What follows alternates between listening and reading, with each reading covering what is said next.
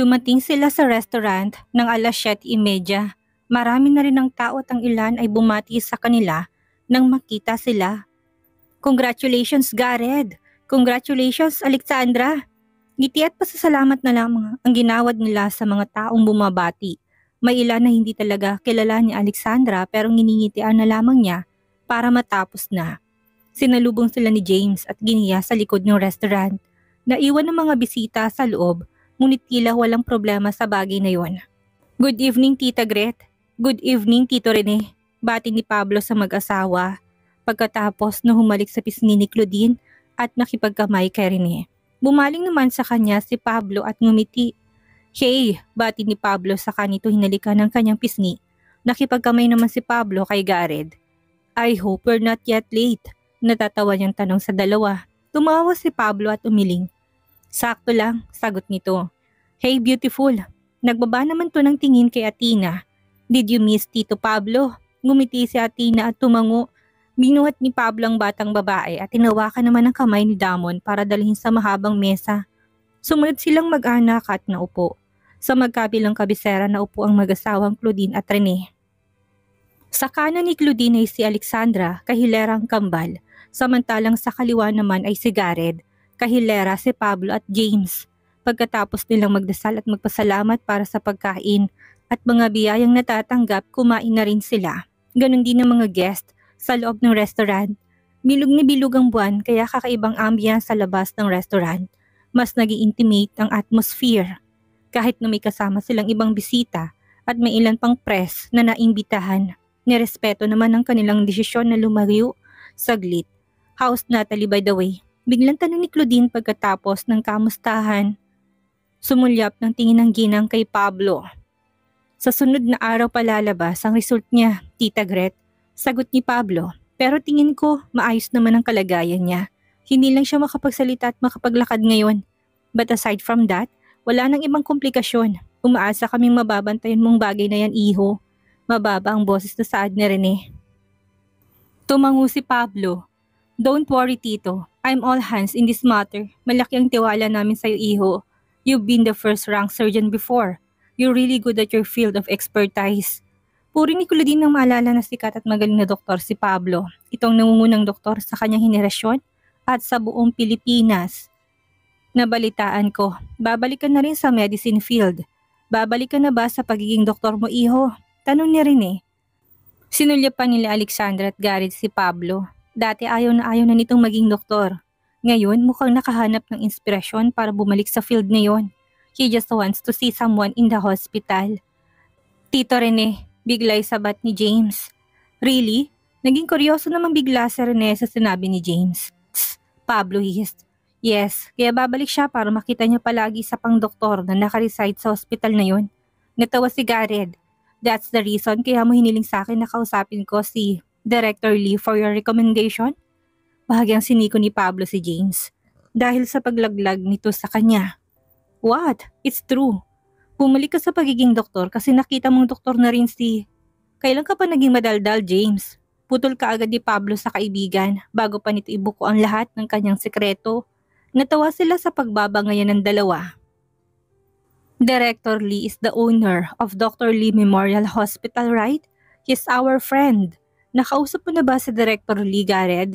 Tanong niya rin eh. Tumango si Gareth sa kanyang ama. Yes, Dad. Mukhang interesado naman silang kunin si Pablo. That's good. Masayang sabi niya rin eh. Hindi na kayo bumabata. Ikaw, Pablo, James, Gareth, lahat kayo tumatanda kayo bawat taon kaya hanggat bata pa at kaya pa. Bumuo na kayo at ayusin niyo ng pamilya niyo. Natahimik ang tatlo, ngunit sa kanila si Gareth lamang ang nakangiti dahil alam niya sa kanyang sarili na inaayos na niya ang kanyang pamilya. Samantalang si Pablo, pinilit ang sarili na huwag ipakitang naapektuhan siya. Kabado siya lalo pat hirap siya na lapitan ng kanyang pamilya. Hindi pa siya sigurado kung magagawa niyang ayusin ang mga pagkakamali niya noon. Si James naman ay blanko lang ang ekspresyon ng mukha. Tuloy ba ang flight niyo bukas? Bigla'y pag-iiba ni Pablo sa usapan. Yes, sa Amsterdam na muna kami for 2 months. I like the vibe and peacefulness in that country, ani Gareth.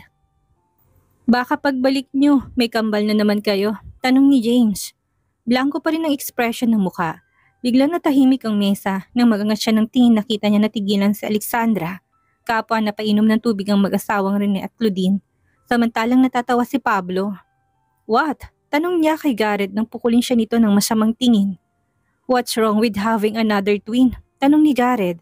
Garrett! Saway ni Alexandra, mas lalo pang namula.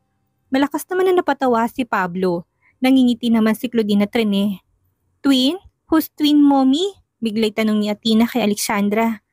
Dahan-dahang binalingan ni Alexandra ang kanyang anak at umiling. Wala yun, Athena. It's nothing. Tito James is just joking. Aniya pero namumula pa rin. Muli ay bumalik si Athena sa pagkain ng dessert. Si Damon naman inisa-isa sila ng tingin. Nagtataka ng ngiti-ngiti ang matatanda. Sa kanilang mesa at pulang-pula naman ang mukha ng kanilang ina. There's nothing wrong with it, Garrett. We're actually looking forward for another twin, hirit pa ni James. The night ended peacefully. Nakatulog na si Athena at Damon sa likod. Panay yung salyap ni Alexandra sa rearview mirror para tingnan ang kanilang mga anak. Nakasunod ang sasakyan ng mga magulang ni Garrett sa kanilang sasakyan. Nakainom sila pero konti lang. Kaya ligtas pa rin na nakapag-drive si Rene. Nauna nga lang sila upang makasigurado na hindi ito maaksidente. Kahit paano, may paliwanag na kapayapaan at saya sa puso ni Alexandra. Siguro tapos na ang lahat. Eto na yon, natupad ng pangarap niya. Ang umuwi sa isang tahanan kasama si Garrett at ang kanilang mga anak. Sinulyapan siya ni Garrett. Nakita nito ang kanyang pinipigil ng ngiti. Napagod ka ba? Tanong nito, umiling siya. Nakakatuwa na may ilan silang kasama sa pagdiriwang ng kanilang pagkapanalo, ngunit hindi sila ginulo sa likod ng restaurant. Bagkus pinigyan sila ng pribadong oras kasamang matatalik na kaibigan at pamilya. Ilang araw din na hindi tayo pinatahimik ng press, sad niya. Akala ko hindi na ito matatapos. Nakakapagod din pala. Pero nakakataba ng puso dahil nakamit natin ang hustisya na para sa atin. Sila lagi ang laman ng balita. Madalas na tumambay sa labas ng kanilang bahay noon ang mga reporter at press. Kaya si Athena at Damon ay nakulong sa bahay ng ilang linggo. Dahil sa mga nangyari, hindi nila pinapalabas ng bahay ang dalawa. Ayaw nilang pati ang kanilang mga anak ay madamay sa gulong nangyayari sa labas ng mundo. Inabot ni Garrett ang kanyang kamay at pinisil yon. Everything's fine now, Sandra. Tila nangangakong sabi ni Garrett. Tumango siya. Naniniwala siyang maayos ng lahat. Hindi hinayaan ng korte na makapagpiyansa si Natalie at Rolando. Habang buhay din ang kanilang sintensya sa loob ng kulungan kaya wala nang makakapanggulo sa kanila. Si Tere, dahil sa pagtestigo laban kay Natalie ay bumaba ang sintensya. 50 taon na lamang ang sintensya sa kanya. Ganon din kay Hera. Mas mababa naman ang sintensya ni Marcos kumpara sa dalawa. Siguro sa mga lilipas na taon mas magiging payapa ang kanilang puso't isipan. Alam ni Alexander at ni Garrett na pinagsisisihan na ni Hera, Tere at Marcos ang kanilang mga kasalanan sa loob ng selda. Si Rolando Jones naman ay nasa bilibid, kasamang mga taong halang ang bituka. Gumagaling ng mga natamo nitong sugat kaya pinasok na sa kulungan. Samantalang si Natalie ay pinapatest pa dahil sa inapela ng abogado nito na may schizophrenia ang babae. Ilang araw lang baka sa kulungan na ito dalhin, kung hindi naman sa mental institution to dadalhin. May konting awa sa puso ni Alexandra para sa mga taong yon. Sinira nilang kanilang mga buhay para sa sariling pang-interes.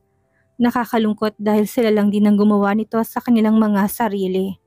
Pagkarating nila sa mansyon, agad na nagpark si Garrett at inalis ang seatbelt. Sumunod na nagpark ang sasakyan ni Rene sa tabi nila. Lumabas si Garrett at pinuksan ang pinto sa likod ng sasakyan kung nasaan sila Athena at Damon. Binuhat ni Garrett si Athena na hanggang ngayon ay tulog pa.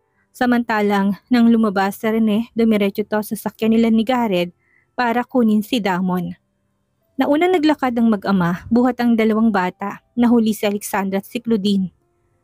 Sandra, marahan na tawag ni Claudine. Nilingon niyang babae, namumuhay ang mga mata nito.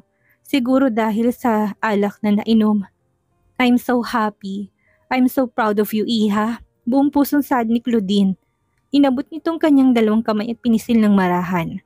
Hindi pa sila nakakapasok sa loob ng bahay pero ramdam na ni Alexandra ang init dahil sa paghawak ni Claudine sa kanyang mga kamay.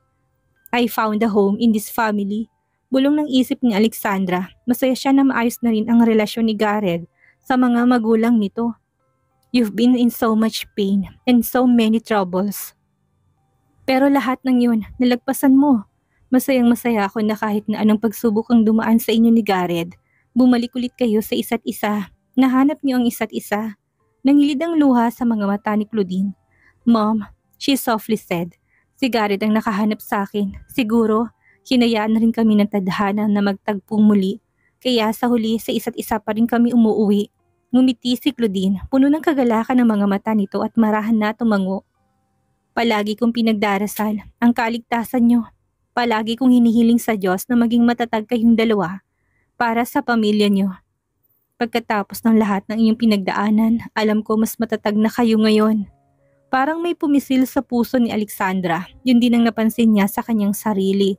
Mas malakas na siya ngayon, mas buo ng kanyang loob at mas kilala na niya kanyang sarili. May dahilan palagi ang Diyos para gawin ng isang bagay, biglay sabi ni Claudine at ngumiti sa kanya. Tumango siya, naunawaan ng nais nitong iparating. Dahil kung hindi dahil sa pinagdaanan nila, hindi siya magiging matatag. Hindi niya may paglalaban ng pagmamahal kay Gareth. Hindi rin matatauhan si Gareth. Hindi ito malalaman ng kanyang kahalagahan at ng kanilang mga anak. Pagkatapos ng sakit, siguro naroon ang lunas. Ang regalo, ang uuwi ang pag-ibig na siya ring maghihilom sa lahat ng sugat. Isang matamis na ngiti ang gumuhit sa labi ni Gareth nang makita ang kanyang mag-iina sa top deck ng yate. Nakaupo si Alexandra sa gitna ng mahabang sofa. Sa tabi nito yung kambal na naglalambing at nag-aasaran. Sobrang gaan sa pakaramdam na sila araw-araw ang kanyang kasama. Noon nakala niya hanggang sa panaginip na lang ang lahat. Akala niya imposible nang makasama muli si Alexandra. Akala niya habang buhay na siyang magiging miserable at hindi na kailanman makakahanap ng kapayapaan sa buhay. Sigurado ka ba sa plano mo, Gareth? Sumunod sa kanyang ina nang bumaba siya sa hagdan. Gareth, I'm talking to you. What else could I do, Mom? Humarap siya sa babae. Blankong ekspresyon ng kanyang muka.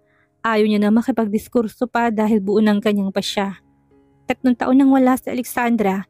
3 taon nang madilim ang kanyang mundo. Ano pa bang magiging mas malala sa bagay na yon? We could just give her money. We could help their company without you having to marry her. Hysterical na sigaw ng kanyang ina. Isa na rin sa dahilan kung bakit naisipan niya ituloy ang kanilang engagement ni Natalie ay dahil sa pagkakalugmok ng negosyo at kumpanya ng pamilya nito.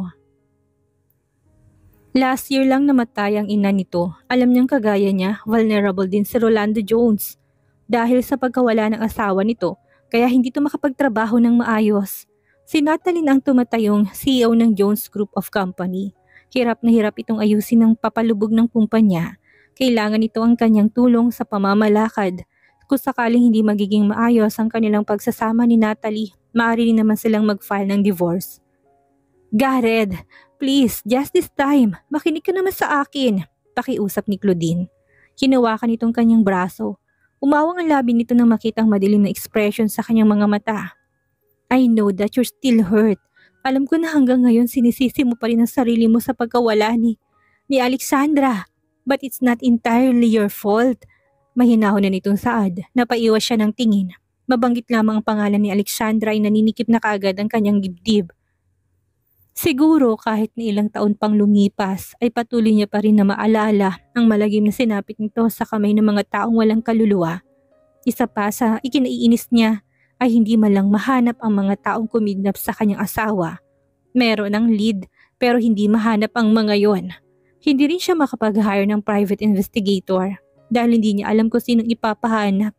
Palaging dead end.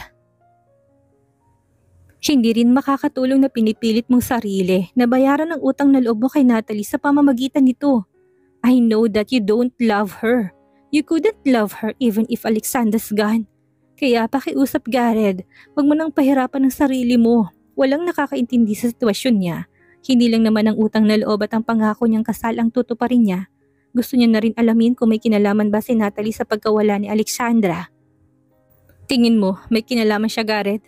Si Pablo, isang beses na magkainuman sila, hindi nila kasama si James dahil nasa ibang bansa na ito. Palaging nasa ibang bansa si James. Ayaw nang manatili sa Pilipinas. Siguro sa paraang iyon ay nakakalimutan nito si Georgia at ang masasakit na nakaraan. I don't know. Hindi naman siya ang tinuturo ng mga ebidensya. But I'm having this weird feeling inside me. I don't want to doubt her. Kaya para matahimik na rin ako, aalamin ko. Pakakasalan mo para malaman mo kung may alam siya sa pagkamatay ni Alexandra. Nasisiraan ka na ba? Huminga siya ng malalim. Kung wala siyang kasalanan, edi mas mabuti. Hindi ko na kailangan pagdudahan pa siya at pag-isipan ng kung ano-ano. Kung may kasalanan man siya, alam mo kung anong pwedeng mangyari. You're ruining your life, Gareth. Alam mo, nasasaktan mo lang si Natalie sa ginagawa mo. Hindi mo mapipilit ang sarili mo na gustuhin siya kahit na magpakasal kayong dalawa. And you're playing with fire. Kung iniisip mo na yan ang tanging paraan para makahanap ng sagot sa pagdududa mo, pag-isipan mo na munang mabuti, ani Pablo. Siguro nga magaling si Natalie sa pagtatago ng sikreto. Sa halos 2 taon nilang pagsasama, hindi siya nakahanap ng ebidensya. Ngunit nanatili pa rin ang kakaibang kutob ni Gareth. Para bang hindi pa rin siya natatagpuan. Kagaya ng sabi ni Pablo, mas lalong nasirang buhay niya na magkasama na sila ni Natalie. Masyadong possessive ang babae, kahit sa malit na bagay ay nagtatalo na sila. Hindi niya rin magawang tignan si Natalie na hindi naiisip si Alexandra. Malayong-malayong ugali ni Natalie sa dati niyang asawa. Kahit sa mga pagkakataon na pilit niyang hinahalikan si Natalie, sumasagi sa kanyang isip ang mukha ni Alexandra. Yun ang dahilan kung bakit hindi niya magawang galawin si Natalie. Mas lalong tumatagal, mas lalong nawawalan siya ng gana sa kanilang pagsasama. Natulungan niya ito sa kumpanya. Bumalik ang sigla ni Rolando Jones na mas dumami ang investors ng Jones Group of Company. Kaya bumalik to sa pagiging CEO. Nagkaroon tuloy ng mas maraming panahon si Natalie na hanapin siya at guluhin. Kahit sa opisina ay binibisita na siya nito. Kapag makita nito na may bago siyang sekretaryang babae, pinapalabas nito kaagad sa kumpanya. Hindi niya gustong ganung ugali ni Natalie, kaya nagtatalo na naman sila't nag-aaway. Walang katapusan ang kanilang bangayan. Hanggang sa pakiramdam niya hindi na talaga maayos ang kanilang pagsasama.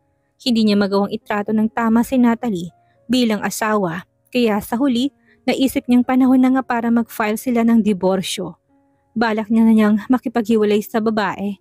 Nang makatanggap siya ng tawag kay James, yun yung panahon na nasa Sicily ang kanyang kaibigan. At pinadala nito ang mga litrato ni Bella na si Alexandra pala talaga.